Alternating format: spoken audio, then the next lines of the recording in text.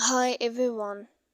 Today we will talk about how to fix or how to solve Pinterest blocked account. To know how to fix or how to solve Pinterest blocked accounts, you should just go to settings. After that, in this page we click on apps, default apps, app settings.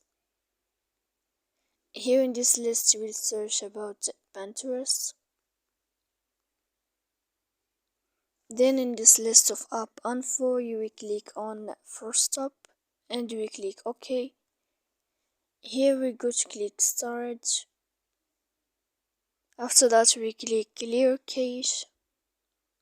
And in the end you can go to Play Store, you will search about Pinterest and you can update your application. So please don't forget to support us by like and subscribe. See you next time.